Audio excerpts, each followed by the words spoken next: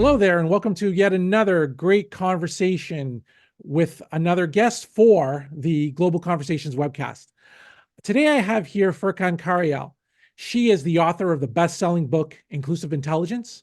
She's a guest speaker, a lecturer, a multi-award winning global diversity inclusion leader, and she came from the tech sector as an ex software engineer who now she's transferred over to the DEI space.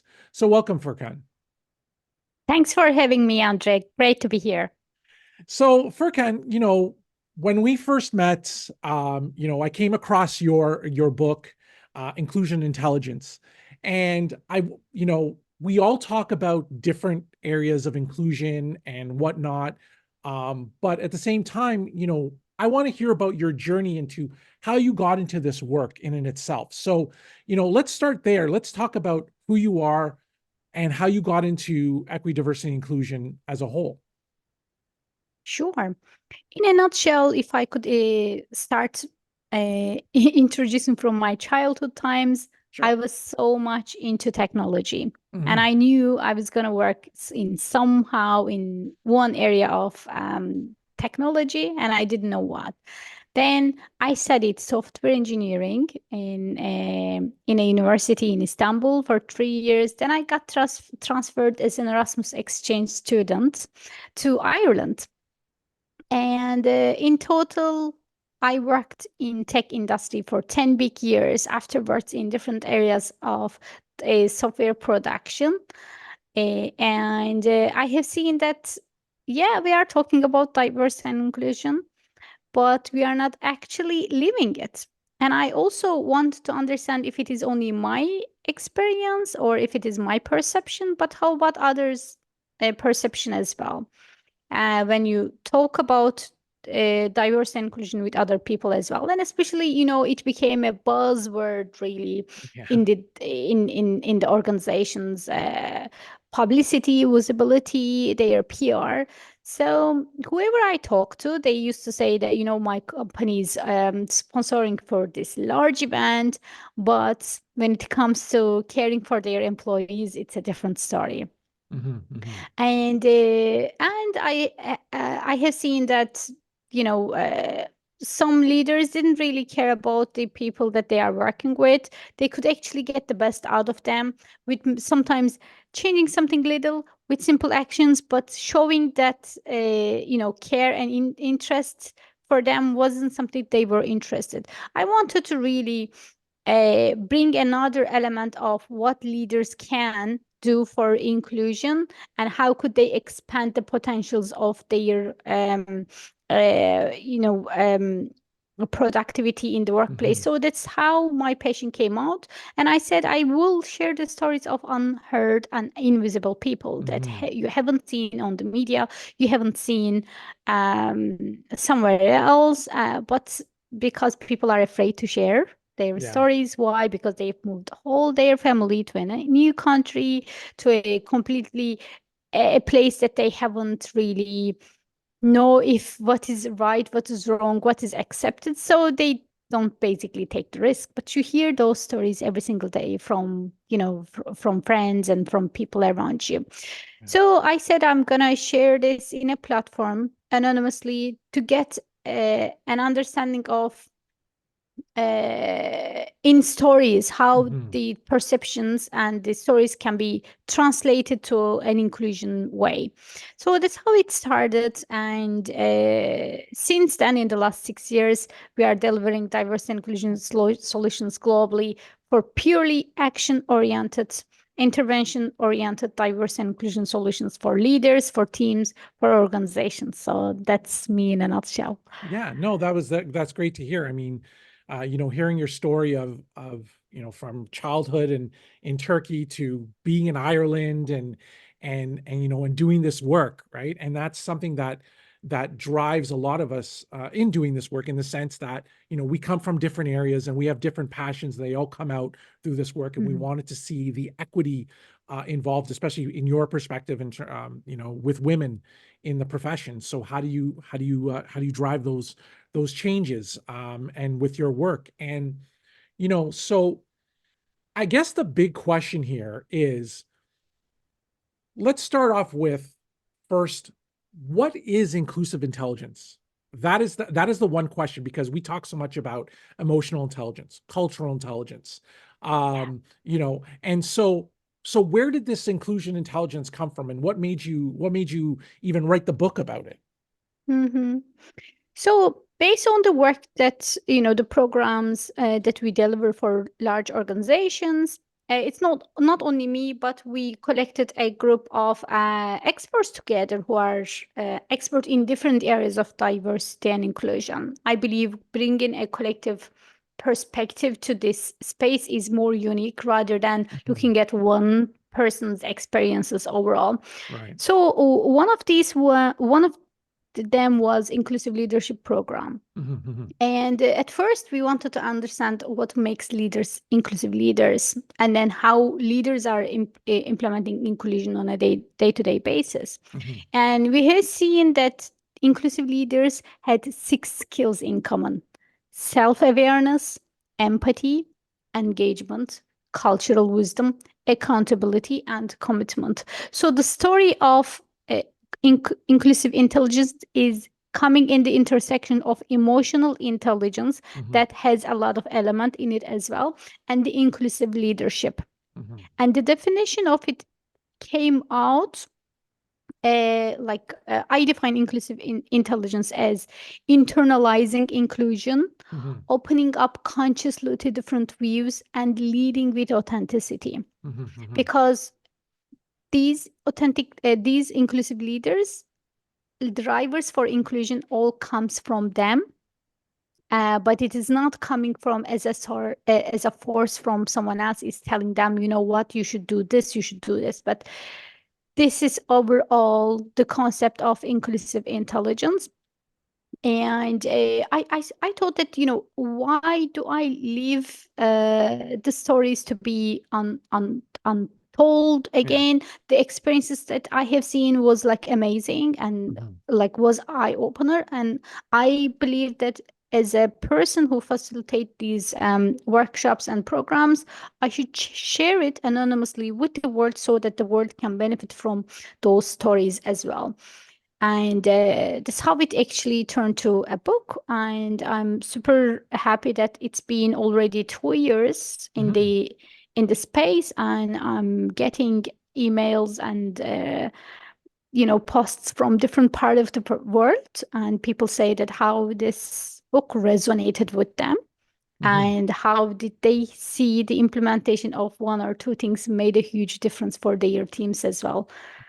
Yeah, no, definitely. That was, that's great to hear, considering the fact that, you know, this is a new concept, if you will. Like, I mean, even in researching this topic, very few people have spoken about it. So to me, that's a sign that this is an behavior, if you will, of industry, of this, of this work. And this is something that we want to uh, put forward in terms of how do we build that inclusive leadership, but also having leaders have that vital skill added to the broad plethora of skills that they do have as leaders or as inclusive leaders. So I guess then I want to expand that a little bit. In your opinion, I want to hear from you. Why do you think that inclusive intelligence is vital for leaders? Mhm. Well, the world is getting more smaller every single day. Hmm. Like you're in Toronto, as far as I know, and Yes. I'm in Dublin.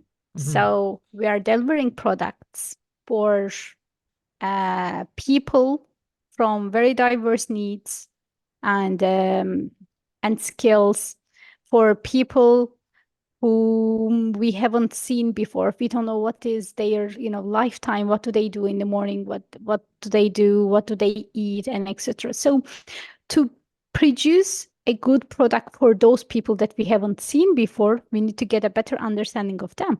Hmm. And Hmm. also to work in those diverse teams together, we also better get a better understanding of what are our skills, strengths, and weaknesses, and how do we complement in each other's differences together in building in that harmony is something it's going to definitely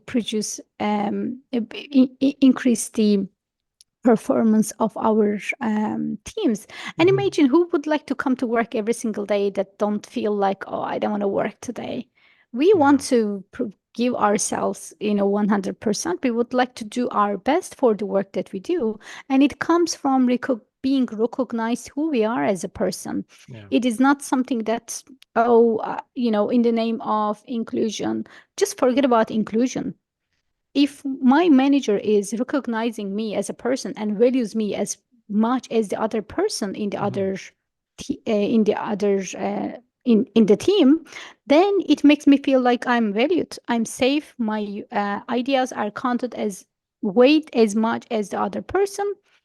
I'm visible here, Yeah. I'm secure here.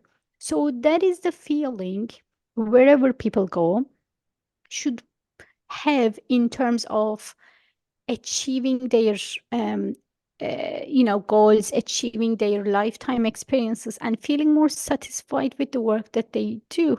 It's basically, in uh, the Maslow's hierarchy of needs. We Mm-hmm. want to feel secure, we want to Yeah. feel understood, and we want to do what we are good at best. So, inclusive leadership means understanding what differences we have and then combining it together in a harmony that is going to produce, a fantastic product together. If Mm-hmm. it comes from that team, an energetic team who complements each other, who uh, think of doing their best.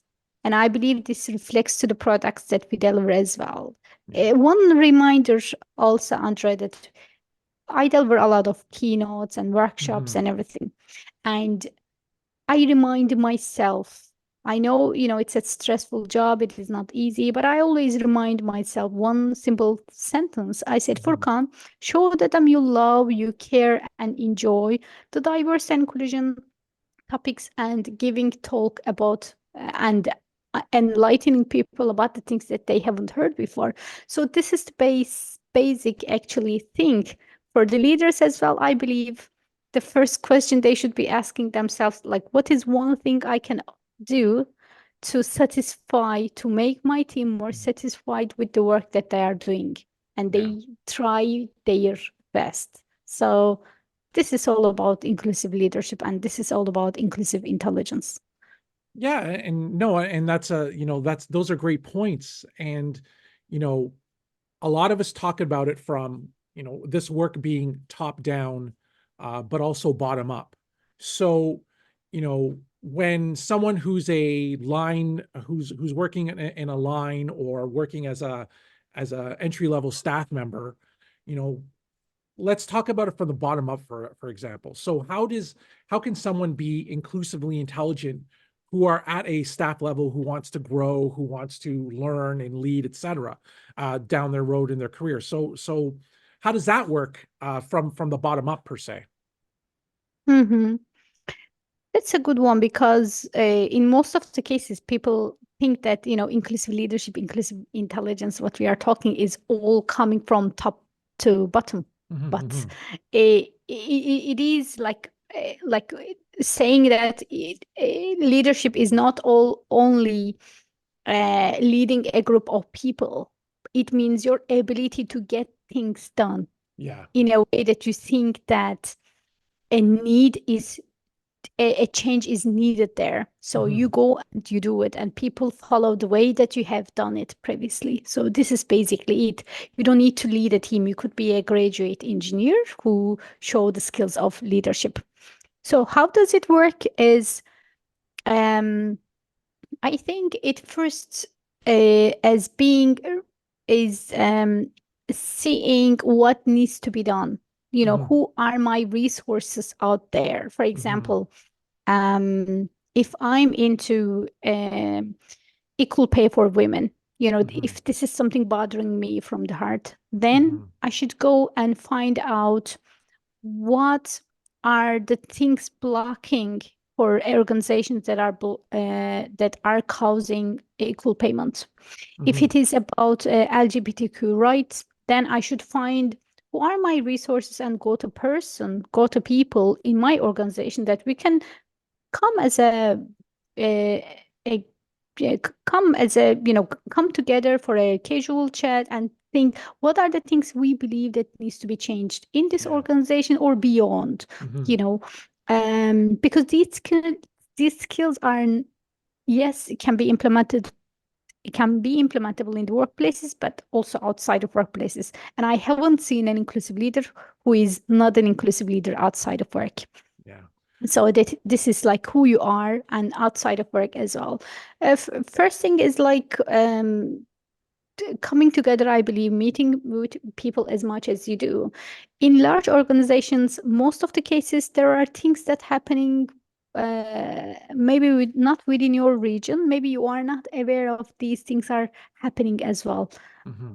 Working in like companies of like thousands of employees, this was often the case for me. I wanted to implement an idea. On the other side, somebody said, 3 years ago we tried this, and then this moved to another region, and Hmm. the conversations changing later on. I would say find out your resources, the people, and connect with them, and see the vision in you, what you want to change in the Hmm. world. And because in the intersection of diversity, there's not only one thing to do, there are so many things to do, but which one that feels closer to your heart? Yeah. And start the conversations from there, and challenge the leaders and Hmm. asking by questions like, are we taking any initiative in this organization by with equal payments with the board, or in a inclusive leadership level, where we are, like, how are we measuring it? For example, small questions you can challenge, and also show your leadership in the space, that this is something is so much needed. No, definitely. And that's, it was well said. First of all, I want to commend you on that. And given the fact that, a lot of the work that we do, in the CDI space is always going to, is for most part is top down. And, most times when we look for feedback, we talk about it from just, listening to what others are saying about their experience within an organization. And so you've brought it all together in the sense that being an inclusively intelligent individual, it's the full organization itself and everyone to have that psychologically safe environment. And that's what it really boils down to here is that. And that's what I'm hearing. And correct me if I'm wrong, but even that, it's that's what we do, right? Absolutely. Yeah. And Hmm.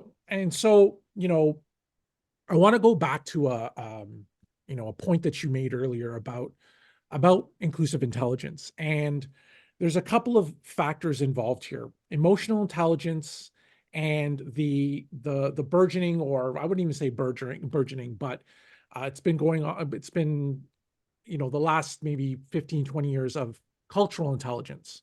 So within your book, two of the pillars that you mentioned are self-awareness and cultural wisdom, and they're inextricably linked. So how do you explain to someone who's, just understanding what cultural intelligence is, has considerable amount of knowledge on emotional intelligence, and now they're thrown into this?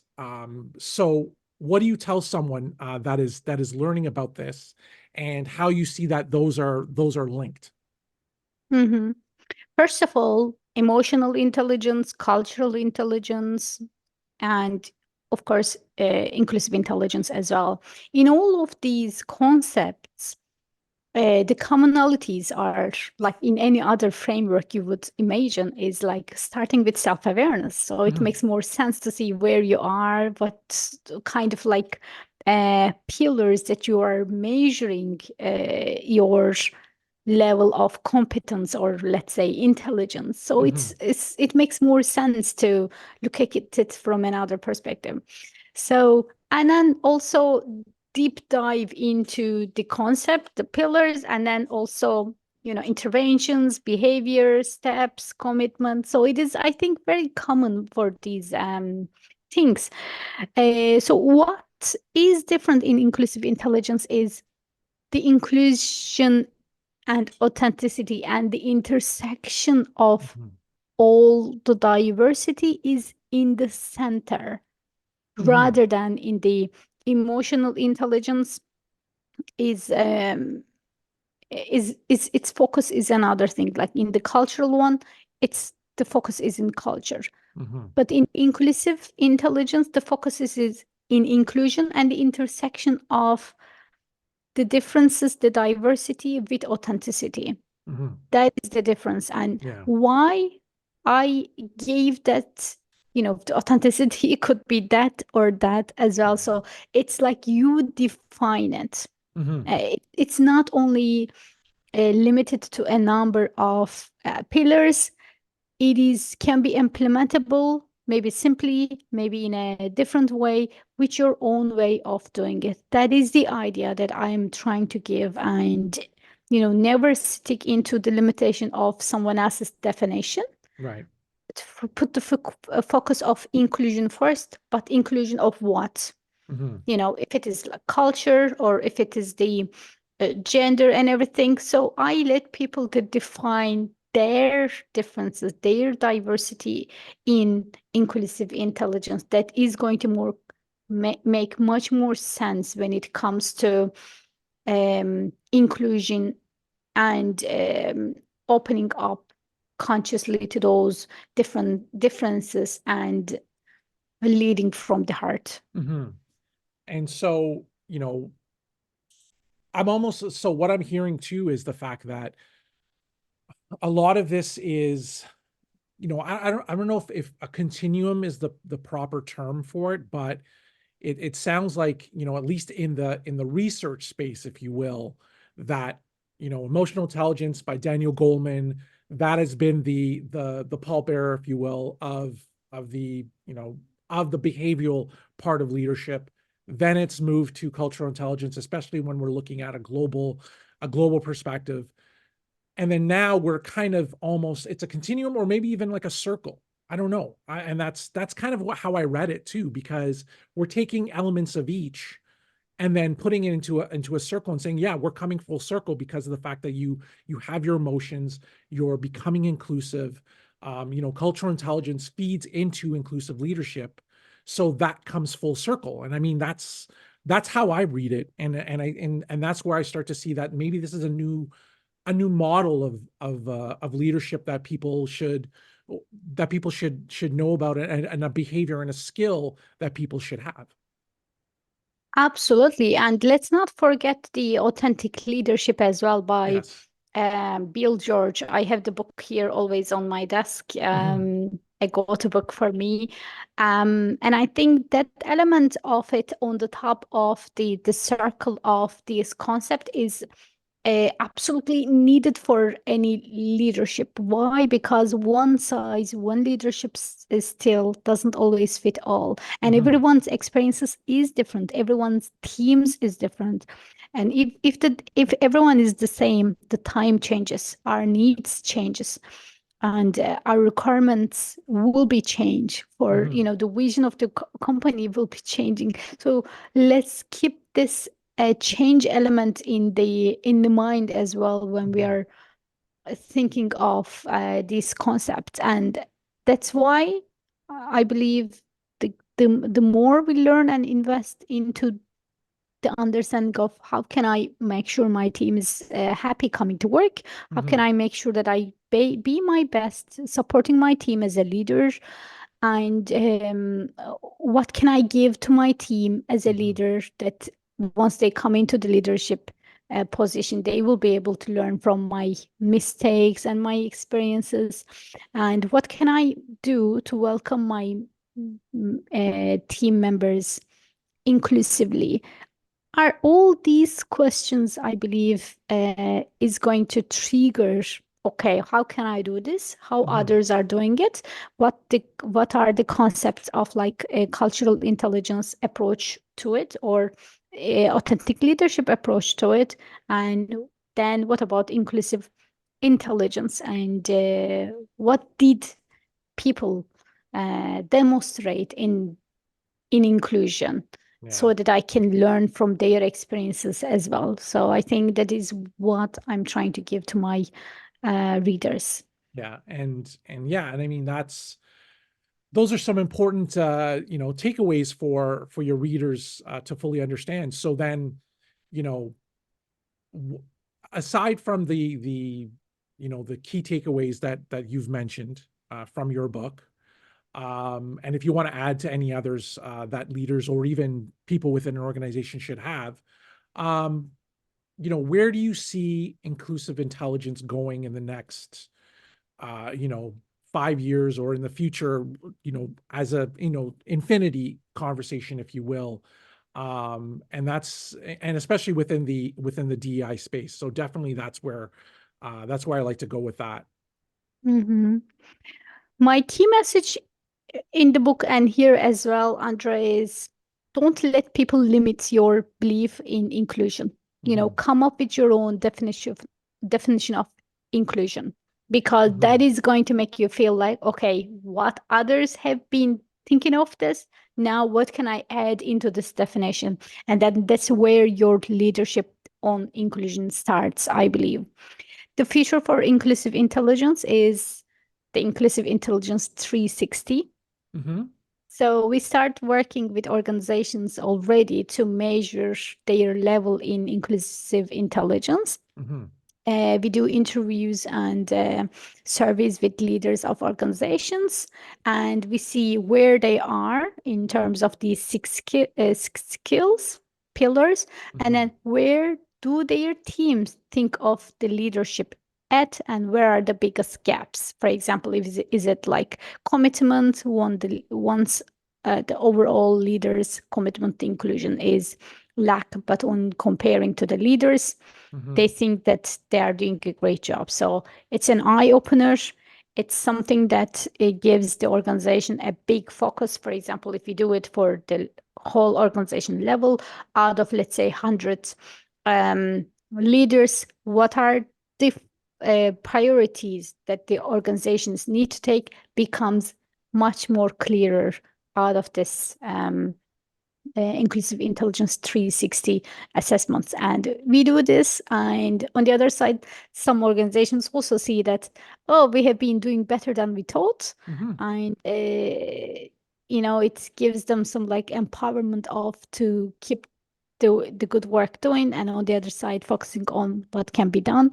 And it's all based in data. It's based on um, the patterns, and then we provide those leaders what are the next steps can be followed. So I think this is the future for the inclusive intelligence. No, that was great to hear. And I've learned so much. I mean, I bought the book myself just to prepare for this webcast episode, and I wanted to know a little bit more about it.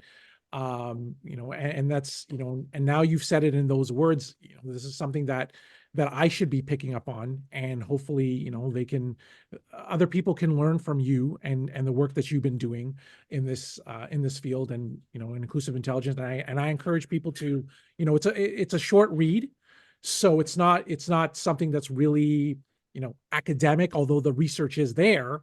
It's a simple read, and I would encourage people to pick it up and learn from it and actually apply it. And of course, you know for a plug for your work in terms of the 360 assessments, so definitely that's something that I can say for myself is something that we can do moving forward. So as we come to the end of our conversation, I like to just have very brief responses to these, just about you, to find out who you are.